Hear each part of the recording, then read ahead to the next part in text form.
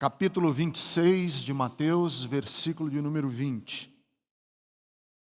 Ao anoitecer, Jesus estava reclinado à mesa com os 12. E enquanto estavam comendo, ele disse: digo-lhes que certamente um de vocês me trairá.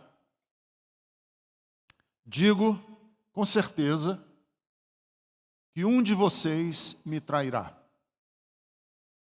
Agora vá comigo para Lucas, capítulo de número 22. Vamos ler os versículos 47 e 48. Lucas 22. Enquanto ele ainda falava, apareceu uma multidão conduzida por Judas, um dos 12. Este aproximou-se de Jesus para saudá-lo com um beijo. E Jesus lhe perguntou: Judas, com um beijo você está traindo o Filho do Homem? Com um beijo você está traindo o Filho do Homem?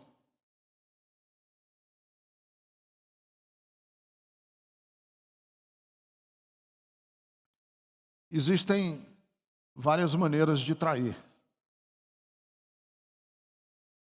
Mas eu acho que trair com um beijo é uma forma muito cruel. Eu acho que se valer de um beijo para derrubar uma pessoa é uma forma vergonhosa de trair. Existem 3 possibilidades para esse beijo. O que é que esse beijo de Judas significou? Podia significar uma demonstração de afeto. Judas diz para os soldados: eu vou mostrar para ele o meu afeto. E no meu afeto está a minha traição. Imaginem, no afeto está a traição. Em outras palavras, ele está acostumado a ver demonstrações de afeto e nem vai notar. Dizem que uma das formas que as mulheres pegam com os homens traindo é que logo depois que o homem trai, ou vice-versa, o homem, quando percebe que a mulher está traindo, é que logo depois da traição ele fica muito amoroso, fora do comum. Ela fica exageradamente amorosa. Espere, você nunca foi assim. O que é que está de errado? Uma traição. Eu já fui traído. E foi muito interessante as traições. 2 vezes aqui na Bethesda eu fui terrivelmente traído. E nas 2 vezes que as pessoas estavam me traindo aqui na Bethesda, uma delas, quando chegou na porta do meu escritório, olhou para trás e disse assim: eu só quero dizer para você, Ricardo, que eu amo você de verdade. A outra vez, a esposa da pessoa que estava me traindo, estava o casal, abraçou-se comigo e, chorando aos prantos, dizia assim comigo: eu só quero que você saiba que eu amo você muito, pastor. E o marido olhando assim, e a mulher me abraçando, e o marido veio e o abraçou também e disse: a gente ama muito você. E nesse a gente ama muito você, estavam me esfaqueando os dois pelas minhas costas. Uma outra forma da gente ver esse beijo de Judas é que esse beijo de Judas foi um beijo protocolar. Nas culturas do passado, as pessoas se beijavam mais do que se beijam agora. Existe um abraço protocolar. Um político encontra outro político, dá um abraço.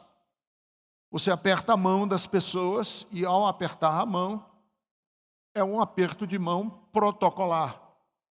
Um aperto de mão cerimonial. O que Judas quis dizer foi: eu vou dar um beijo protocolar nele, e no beijo protocolar, vocês sabem quem é a pessoa que eu estou traindo, na verdade, quem é Jesus.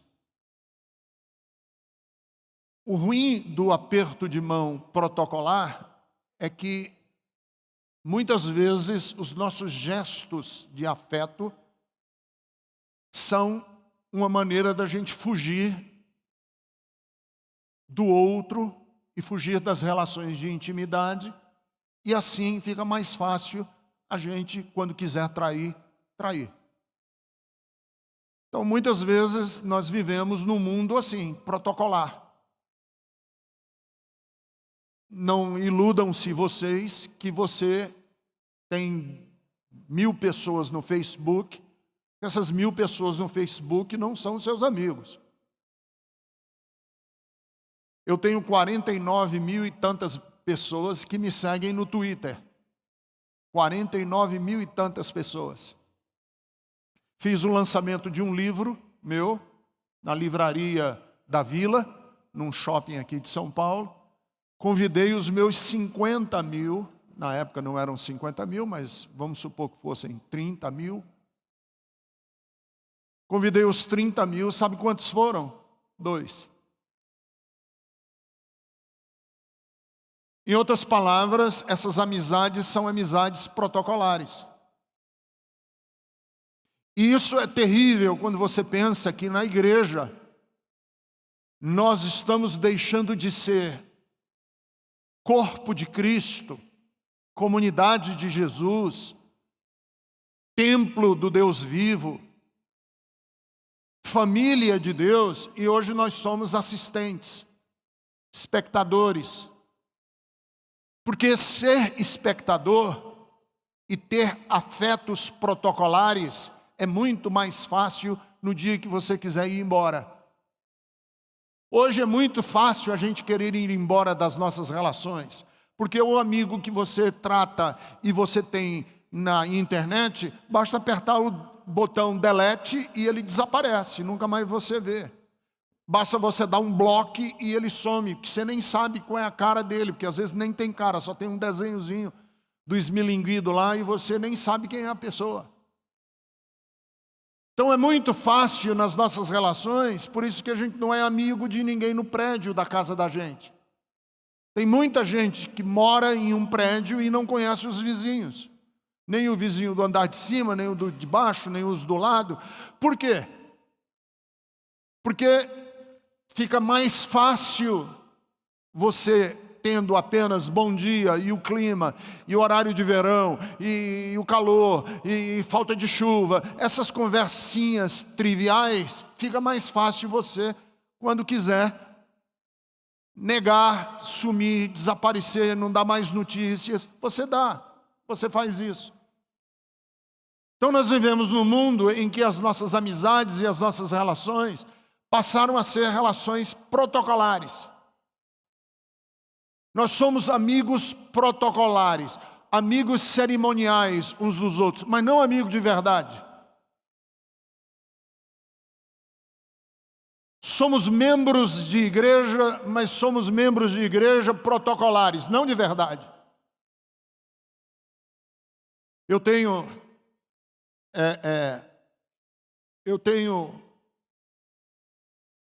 assim, tristeza. Essa semana mesmo eu estava revirando as coisas aqui no meu escritório, aqui na igreja, e eu peguei um álbum que foi feito no dia do meu aniversário por alguns casais aqui da Bethesda, entre aspas, festejando o dia do meu aniversário. E aí eu fui virando as páginas, e que tristeza quando eu fui virando as páginas. Daqueles que me desejavam feliz aniversário e agradeciam a Deus, alguns diziam até assim: agradeça a Deus pelo dia que você nasceu, nunca mais eu nem vi na minha vida. Sumiram, apertaram o delete do Ricardo, bloquearam o Ricardo, sumiram, porque as nossas amizades hoje são protocolares. Por isso é que eu contei aqui para vocês que o meu sobrinho, eu tenho um sobrinho que mora no Rio de Janeiro, o ano passado ele veio passar um tempo aqui e foi para um casamento, e nos casamentos agora eles estão tirando fotografias, essas fotografiazinhas de casamento e tal, e ele tirou fotografia com a esposinha dele, e os dois abraçados e tal, e eu coloquei na minha geladeira.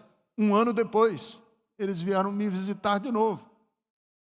E eu falei, e ele foi abrir a geladeira e falou: tio, está aqui a minha fotografia do ano passado, que a gente veio para aquele casamento. Pois é, aquele casamento nem existe mais.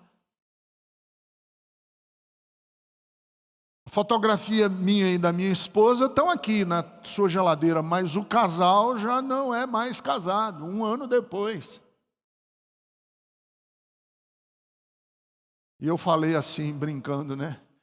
O difícil desses casamentos é que o pai da noiva deve ainda estar pagando prestação.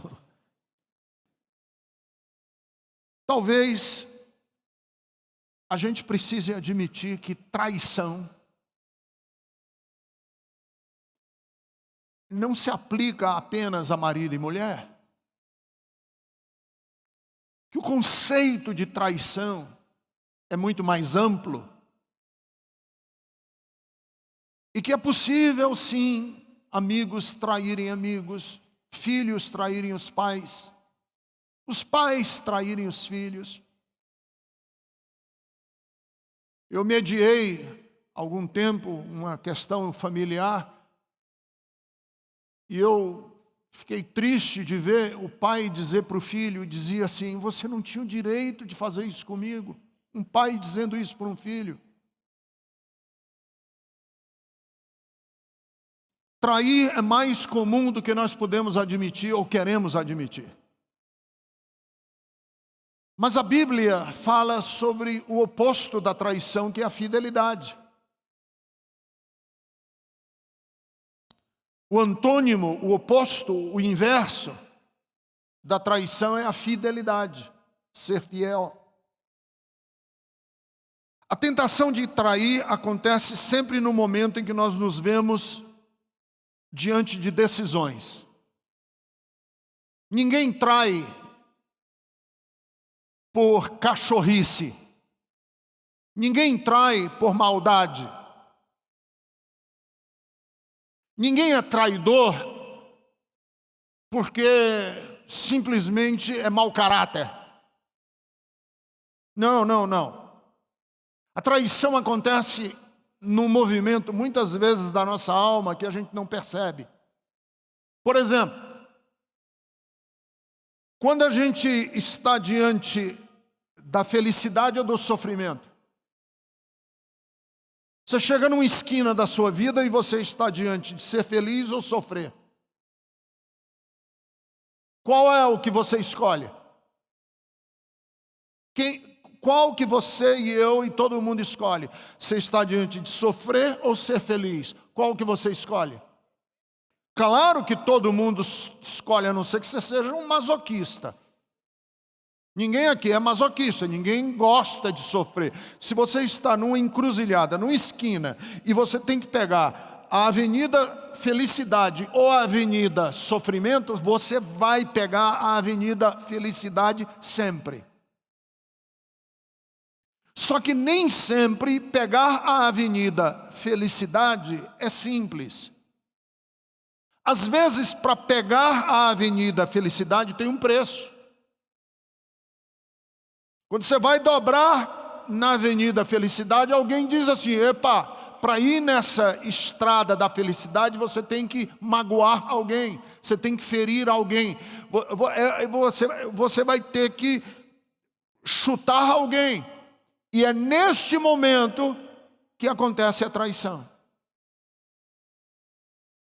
A traição acontece quando nós temos a opção de ser feliz, e na opção de ser feliz está embutido o preço de você ferir, de você magoar, de você chutar, de você exilar alguém na sua vida.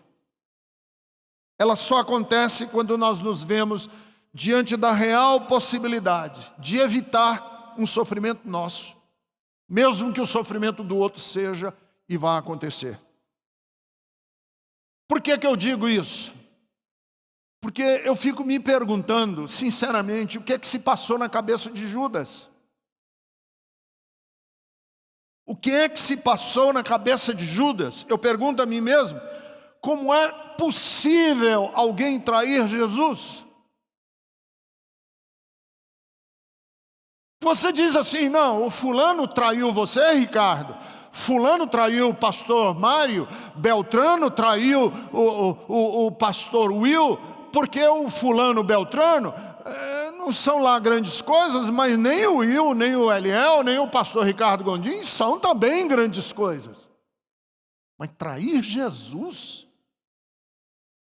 Como?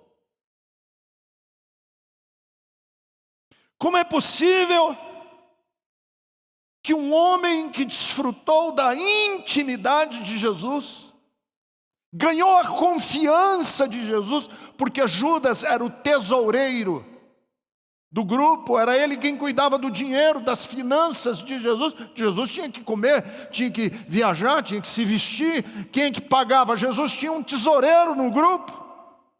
E o tesoureiro do grupo, quem cuidava das finanças, chamava-se Judas.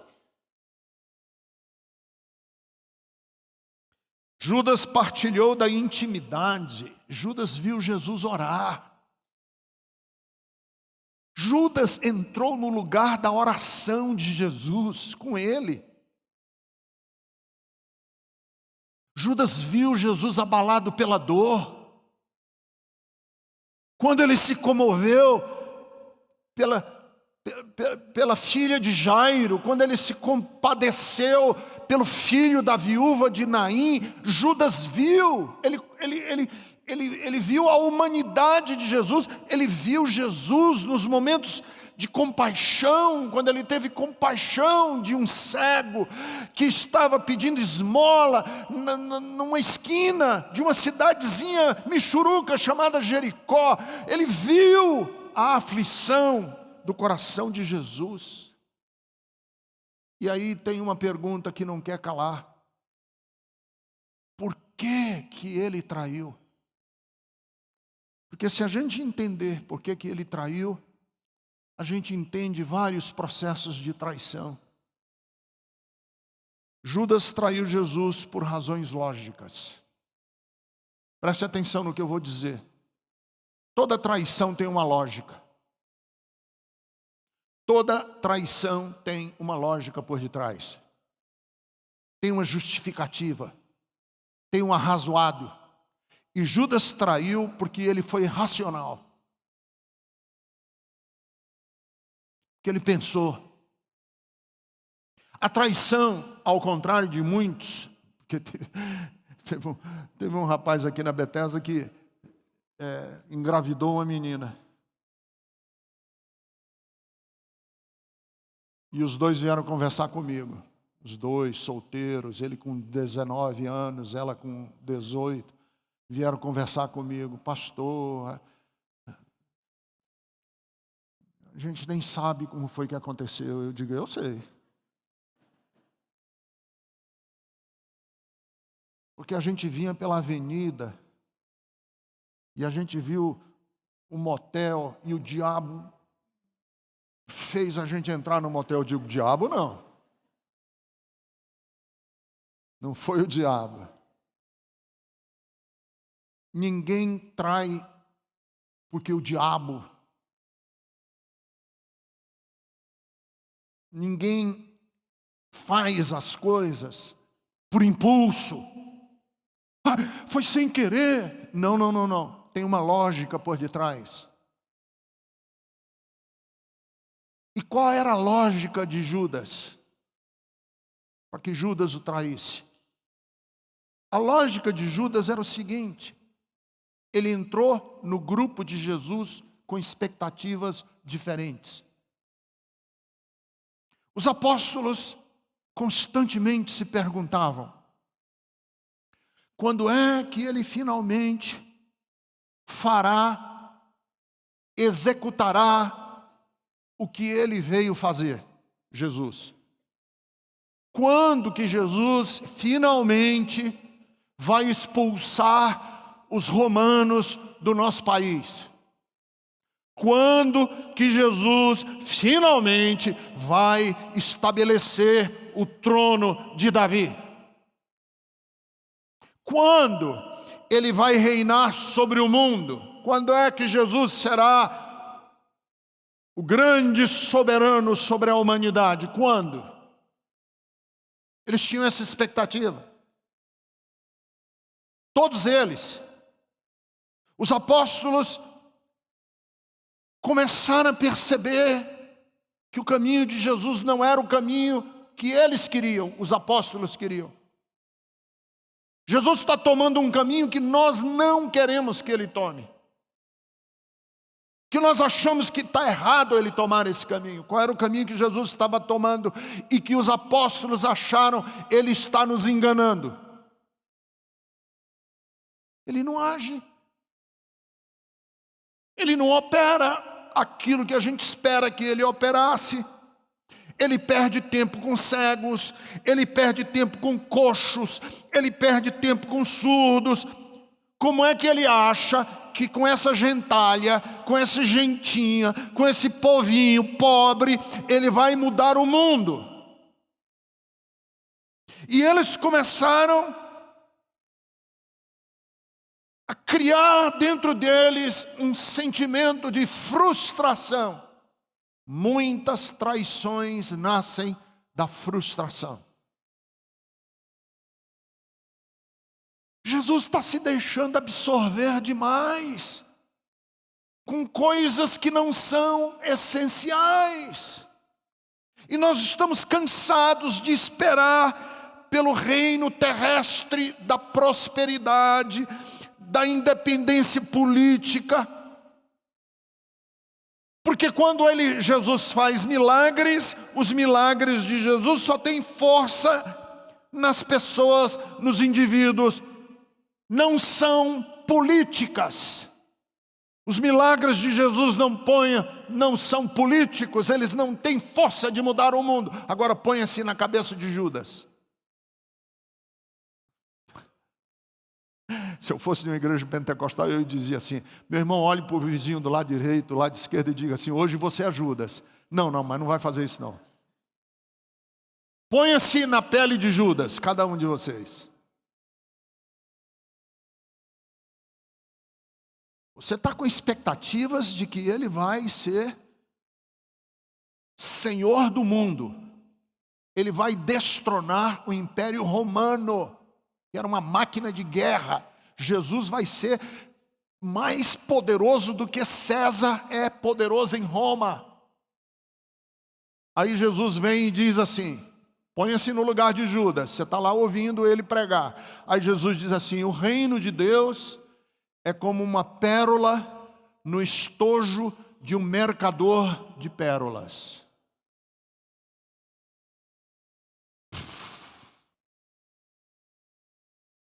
Quando que ele será Rei dos reis e Senhor dos senhores?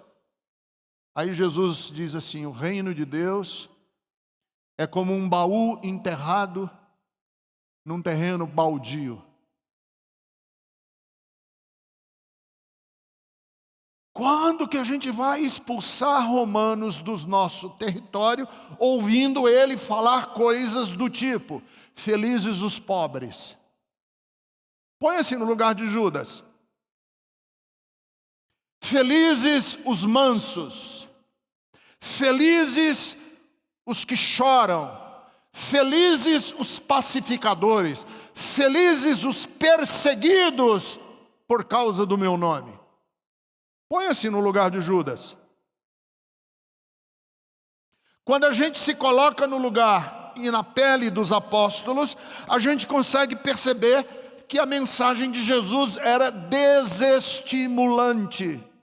A mensagem de Jesus era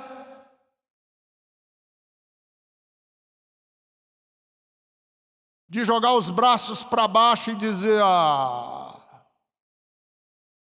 Quando eu comparo a expectativa de Judas com aquilo que Jesus pregava, a minha reação é: por que é que eles não pularam fora do barco de Jesus antes?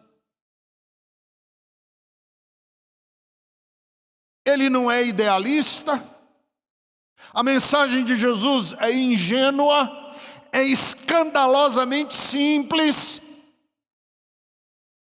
E no colégio dos apóstolos, nós sabemos que tinha pelo menos um que fazia parte de um grupo terrorista. Se chamava de Simão, o Zelota. Os zelotas, ou os zelotes, ou os zelotas, tanto faz zelotes ou zelotas, depende da pronúncia. Os zelotas eram um grupo terrorista de judeus. Terrorista mesmo, judeus terroristas, que queriam, pela força e pelas armas, derrubar o Império Romano. Pelo menos um, a gente tem certeza que era zelota. Os estudiosos da Bíblia suspeitam que todo o grupo dos apóstolos estava contaminado com a doutrina dos zelotas, inclusive Judas Iscariotes. Tanto que quando Jesus diz assim: tem alguma arma aí? E Pedro tinha uma arma, tinha uma espada. Jesus disse: guarda essa arma, Pedro. O grupo estava armado, o grupo de Jesus tinha arma. Eles queriam derrubar o Império Romano. E aí você se coloca no lugar deles. Coloque-se no lugar de Judas Iscariotes, que possivelmente também era um zelota.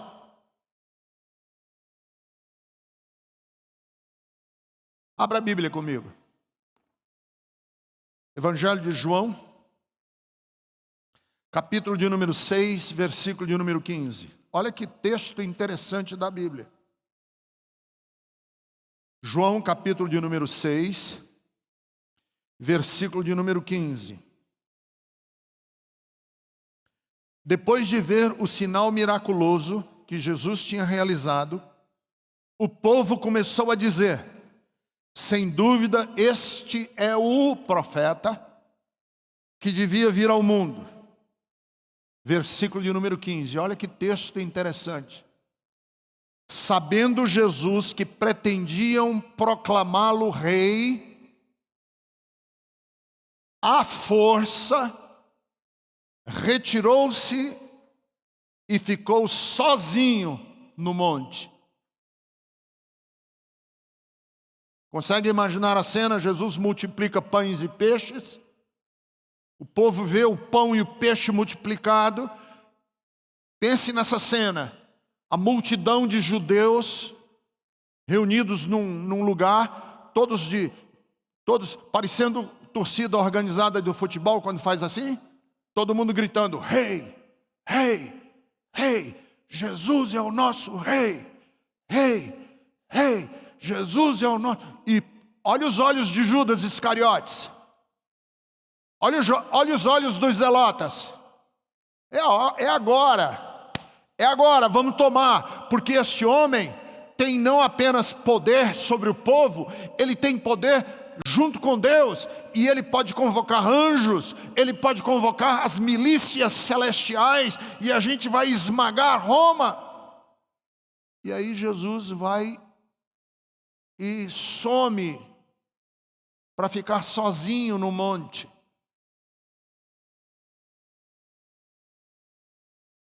É muito decepcionante. E as traições nascem das decepções. Traição nasce de decepção.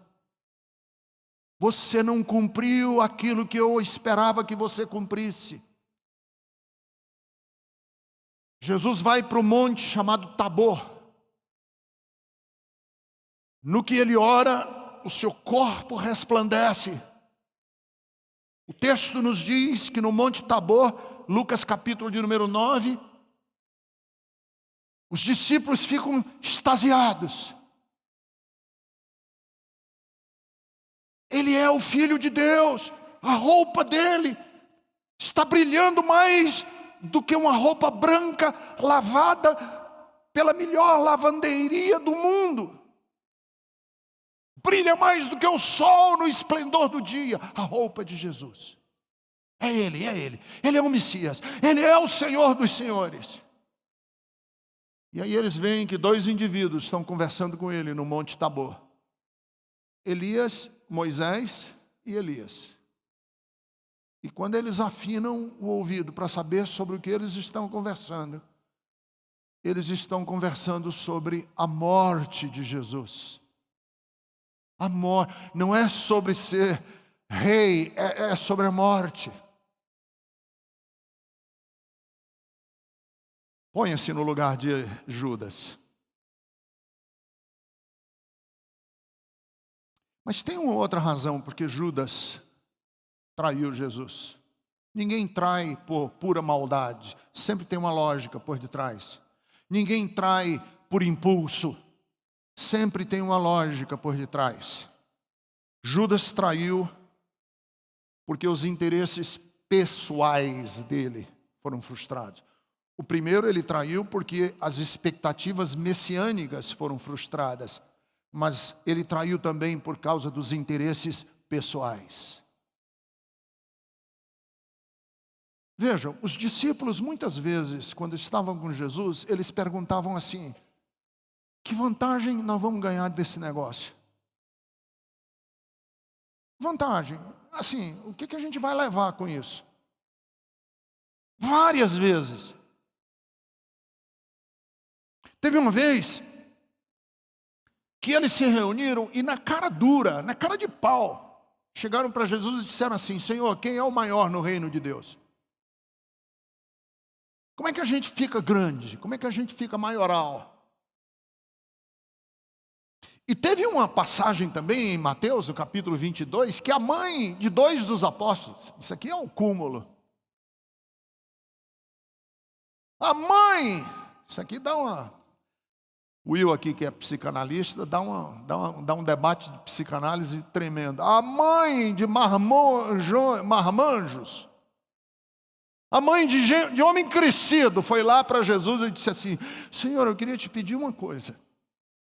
É besta, é simples. Coisa de mãe. Que quando o Senhor estiver no seu reino, sentado num trono, um dos meus filhos fique do lado esquerdo e o outro do lado direito. Cara de pau.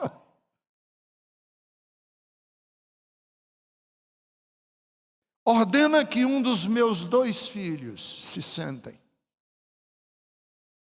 Isso indica que os apóstolos estavam no projeto de Jesus com ambições pessoais. Ganância é a raiz de muitas traições. Gula.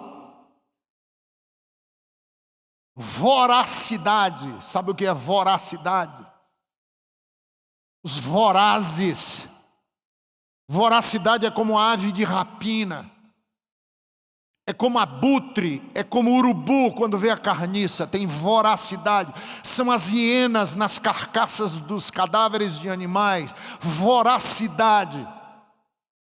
Desejo sobre-humano é sempre raiz de traição. Os apóstolos estavam com mania de grandeza tão grande, que eles não conseguiam imaginar servir a Deus sem levar vantagem. O que nós vamos ganhar com isso?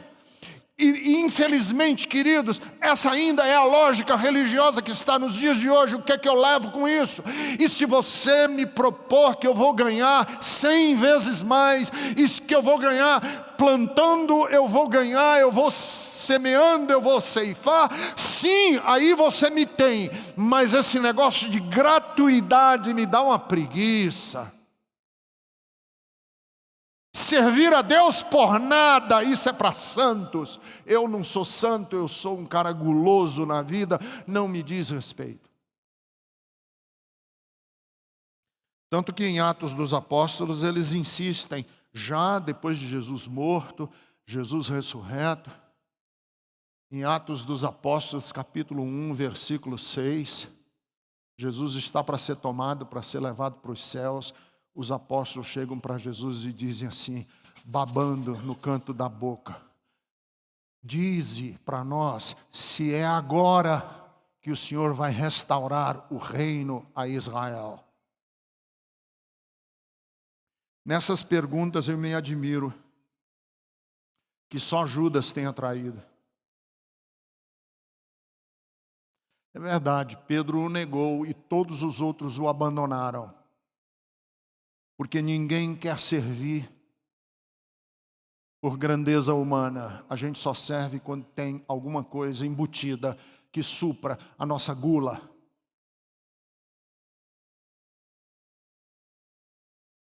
Por que é que Judas traiu? Tem uma lógica por detrás da traição.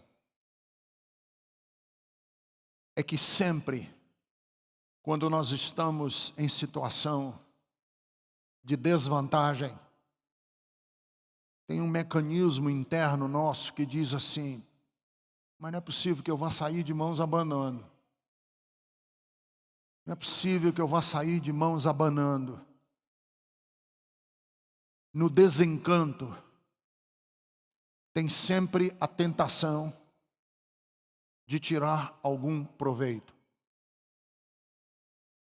Quando em João, capítulo 12,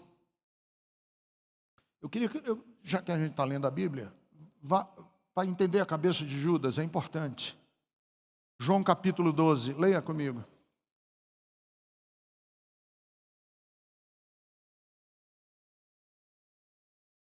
Dos versículos 1 a 8. Está com a Bíblia aí? João 12, de 1 a 8. Quem não está com a Bíblia, presta atenção que a gente não tem nem como projetar aqui na tela hoje, que está quebrada. 6 dias antes da Páscoa, Jesus chegou a Betânia, onde vivia Lázaro, a quem ressuscitou dos mortos. Marta servia a mesa, prepararam um jantar e Marta servia enquanto Lázaro estava à mesa com ele. Então Maria pegou um frasco de perfume puro, que era um perfume caríssimo, derramou sobre os pés de Jesus e o enxugou com seus cabelos. E a casa se encheu com a fragrância do perfume. Um dos seus discípulos, Judas Iscariotes, o Judas, que mais tarde iria traí-lo, fez uma objeção. Por que este perfume não foi vendido e o dinheiro dado aos pobres?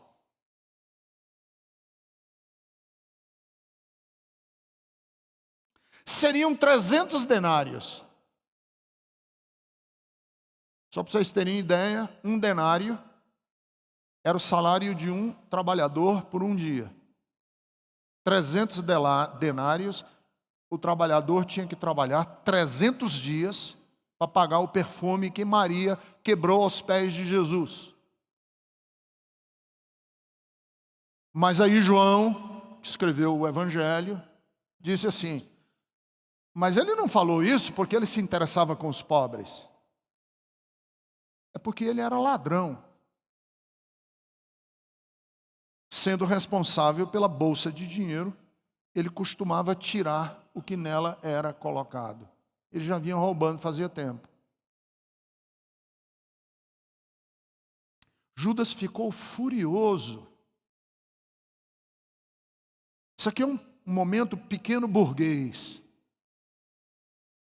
moralista, cioso, nunca fez nada. Pelo contrário, ele rouba. Mas para ele cobrir a maldade dele, ele dá uma de puro. Ele dá uma de justo. É muito comum.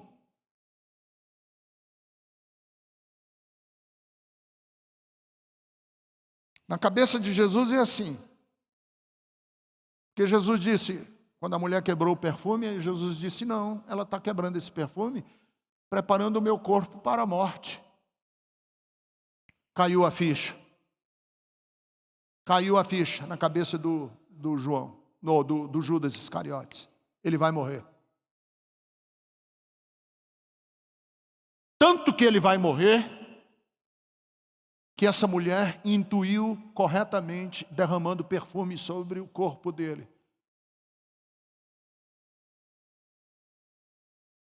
Então o seguinte, não vai ter um novo Israel, coisa nenhuma, e eu não vou ser ministro da economia igual Joaquim Levy, coisa nenhuma. Esse negócio aqui está afundando. Quando a gente vê o barco afundar, e a gente diz para nós mesmos, para esse negócio ficar, eu tenho que, é capaz de eu perder junto tudo, eu vou sair, mas eu não posso sair de mãos abanando. Afinal de contas, faz 3 anos. Você quer ver a integridade de um marido e de uma mulher? Põe eles numa situação de divórcio. Põe um homem e uma mulher numa situação de divórcio. Põe uma família numa situação de disputa de herança. Ponha um sócio com outro sócio quando a empresa está indo para o buraco e um está dizendo assim, eu tenho que salvar minha pele nesse negócio aqui. Aí você conhece quem é quem. É o Judas, que diz na cabeça dele o seguinte, eu me enganei.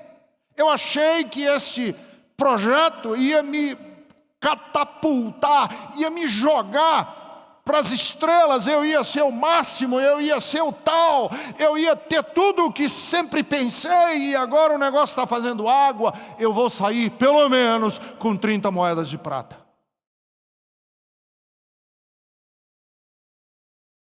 Resta uma esperança. E a esperança que me resta é que se eu vender ele, eu saia pelo menos com um troco.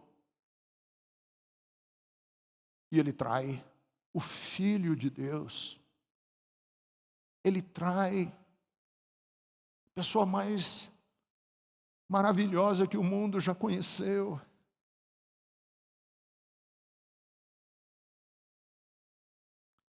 A pergunta que você deve estar fazendo é, Ricardo, como é que eu posso desenvolver fidelidade na minha vida? Construa suas relações, inclusive a sua fé, sem utilitarismo. Nunca se relacione com ninguém pensando assim, o que eu vou levar disso? Porque no dia em que o projeto não satisfazer mais, ou a pessoa, ou a igreja,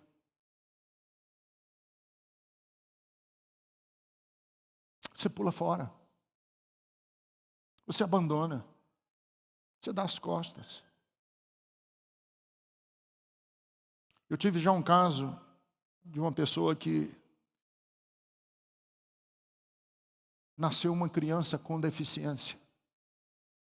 Marido e mulher tiveram um filho e a criança tinha uma paralisia cerebral.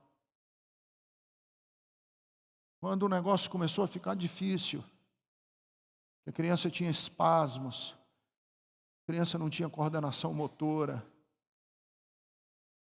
de acordar de madrugada para levar no banheiro, de cuidar. Sabe o que foi que o maridão fez? Largou da família, sabe com qual argumento? Eu mereço ser feliz. Tinha 2 estradas, cara, eu vou pegar outra.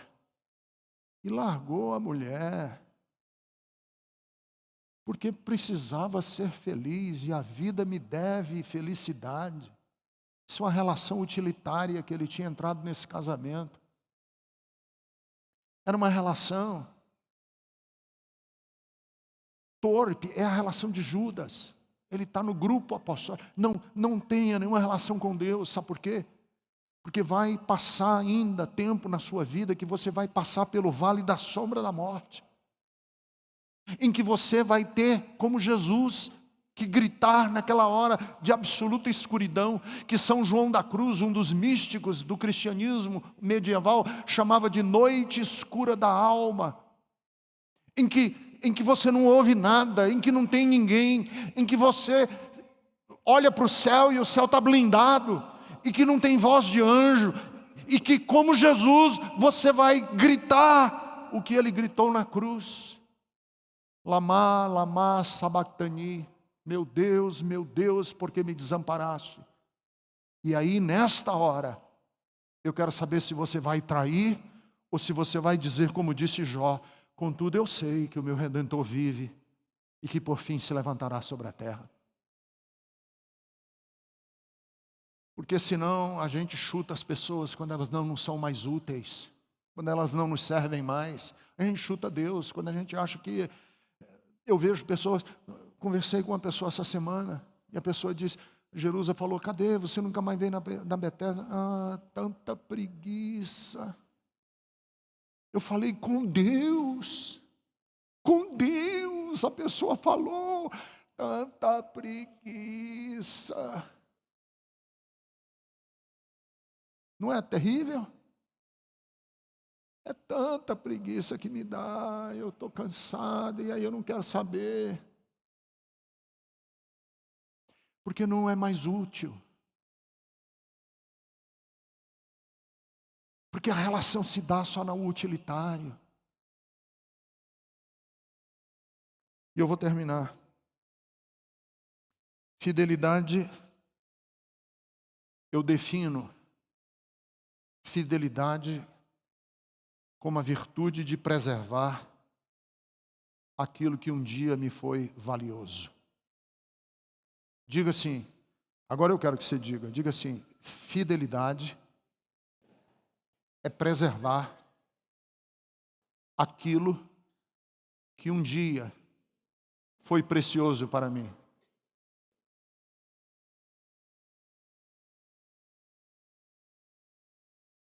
Por que Judas traiu? Porque na verdade nunca foi precioso o projeto de Jesus para ele. Ele só estava lá com ganância, metendo a mão na bolsa do dinheiro. Porque quando a gente tem uma experiência, tem um amigo, quando a gente tem algo que a gente considerou um dia precioso, o fiel preserva isso dentro dele, com cuidado. Por que eu não abandono a fé? Porque eu já tive muitas experiências preciosas com meu Deus. E eu dar as costas para Ele seria trair não apenas Deus, eu estaria traindo as minhas experiências com Ele. Eu estaria dizendo que nunca foi importante, que aquilo só passou de um transe religioso, que na verdade eu estava iludido, que na verdade aquilo não era importante para mim. Por isso fica fácil dar as costas. Mas aquilo que é importante, eu quero preservar. E o fiel preserva o que é importante. Então eu quero hoje de manhã convidar você, porque nós estamos uma série de mensagens aqui na Bethesda sobre virtudes da vida, grandes virtudes da vida. O que é que faz um cristão? Responda para mim, o que é que faz um cristão? Cristão não é cristão porque ele anda com kippah,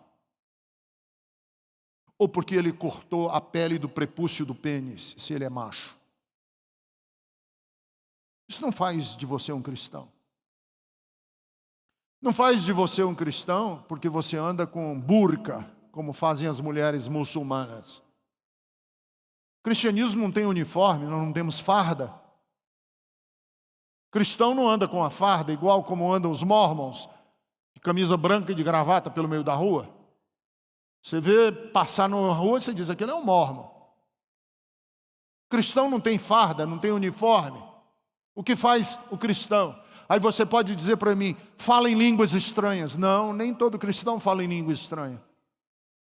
O que é que faz um cristão cristão? Jesus diz, em João capítulo 13, versículo 35, nisto todos vão saber que vocês são meus discípulos, se vocês amarem uns aos outros. A marca distintiva do cristão é o amor. Ele ama ou não ama? Mas eu vou dar um passo além. Porque não adianta nada você ter amado, se você não preserva. O que faz o cristão cristão não é que ele um dia amou, é que ele persevera em amar. E a Bíblia diz assim, é nesta perseverança que vocês vão salvar a alma de vocês. Judas nem tinha o que preservar, ele nunca amou. Nem tinha o que preservar. Eu quero preservar, porque o amor de Deus foi derramado no meu coração pelo Espírito Santo. E eu quero ser achado fiel. Fica em pé comigo.